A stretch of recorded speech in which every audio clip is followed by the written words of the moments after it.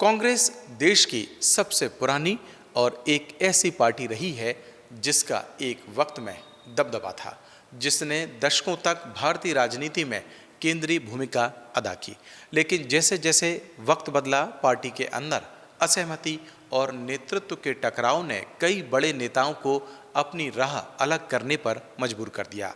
सबसे बड़ा उदाहरण है ममता बनर्जी का, जिन्होंने कांग्रेस छोड़कर अपनी पार्टी बनाई और पश्चिम बंगाल की राजनीति का पूरा नक्शा बदल दिया। अब जब देश में 5 राज्यों असम, केरल, तमिलनाडु, पुडुचेरी और पश्चिम बंगाल के विधानसभा चुनाव की घोषणा हो चुकी है, तब सबकी नजरें खास तौर पर पश्चिम बंगाल पर टिक गई हैं कि क्या इस बार ममता बनर्जी की टीएमसी सत्ता में फिर वापसी करेगी या इस बार बीजेपी सरकार बनाने में सफल होगी। लेकिन हम इस स्टोरी में आपको कुछ अलग बताने जा रहे हैं, और वो ये है कि ऐसे कौन कौन से नेता रहे हैं जिन्होंने कांग्रेस की छत्र छाया छोड़कर अपनी पार्टी बनाई और राजनीति के नक्शे को बदल कर रख दिया।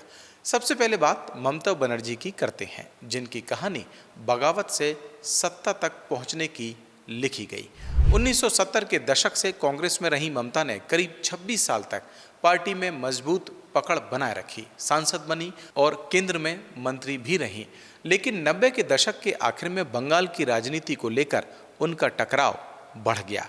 ममता का सीधा आरोप था कि राज्य कांग्रेस सीपीएम की गुलाम बन गई है और राज्य में वामपंथियों को चुनौती देने के बजाय समझौता कर रही है।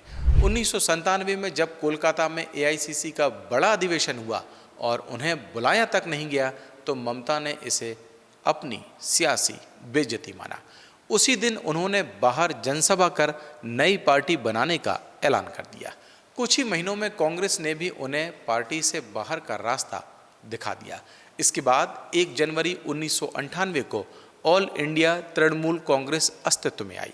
घास फूल के सिंबल के साथ ममता ने सीधे जमीन से जुड़कर राजनीति की और देखते ही देखते बंगाल में अपनी पकड़ मजबूत कर ली।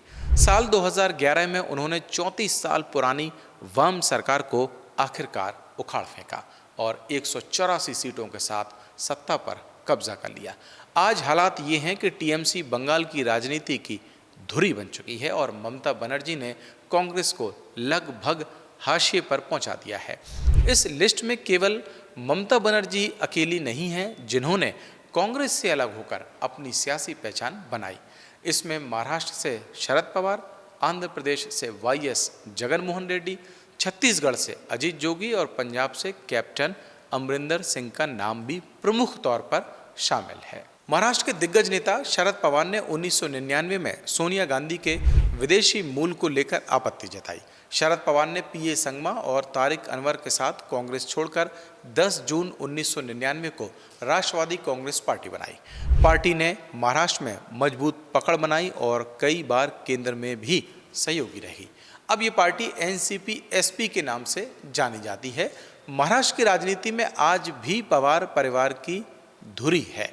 वहीं आंध्र प्रदेश के पूर्व मुख्यमंत्री वाईएस राजशेखर रेड्डी के बेटे जगनमोहन रेड्डी ने पिता की मौत के बाद कांग्रेस हाईकमान से टकराव कर लिया। साल 2009 में वाईएस राजशेखर रेड्डी की हेलीकॉप्टर दुर्घटना में जान चली गई थी, लेकिन कांग्रेस ने जगन को मुख्यमंत्री नहीं बनाया।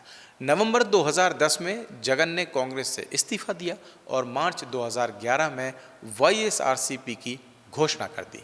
पार्टी ने 2014 में आंध्र में बड़ी जीत हासिल की और जगनमोहन रेड्डी राज्य के मुख्यमंत्री बने। छत्तीसगढ़ के पूर्व मुख्यमंत्री अजीत जोगी ने भी कांग्रेस छोड़कर अपनी अलग पार्टी जनता कांग्रेस छत्तीसगढ़ यानी जेसीसीजे बनाई थी, लेकिन ये ज़्यादा सफल नहीं हो सकी। इसे आमतौर पर जेसीसीजे यानी जोगी कांग्रेस के नाम से भी जाना जाता है। अजीत जोगी के निधन के बाद ये पार्टी उभर नहीं सकी। वहीं हाल ही में दिसंबर 2024 में अजीत की पत्नी रेणु जोगी ने पार्टी को कांग्रेस में विलय करने का प्रस्ताव दिया था। पंजाब में अमरिंदर सिंह की नाराजगी भी खुलकर सामने आई।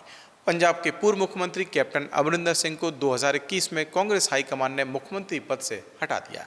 उन्होंने कांग्रेस छोड़कर 2 नवंबर 2021 को पंजाब लोक कांग्रेस बनाई। हालांकि 2022 चुनाव में पार्टी को कोई सीट नहीं मिली और बाद में ये बीजेपी में विलय हो गई। सीधे शब्दों में कहें तो कांग्रेस छोड़ने के बाद किसी की किस्मत चमकी तो किसी का सियासी सफ़र फीका पड़ गया। लेकिन इतना ज़रूर है कि इन बगावतों ने भारतीय राजनीति को कई अहम नए मोड़ दिए। हमारी ये स्टोरी अगर आपको पसंद आई हो तो आप हमें कमेंट करके बता सकते हैं, और अगर आपने अभी तक द प्रेस हिंदी को लाइक और सब्सक्राइब नहीं किया है तो अभी करें और मुझे दें इजाज़त। नमस्कार।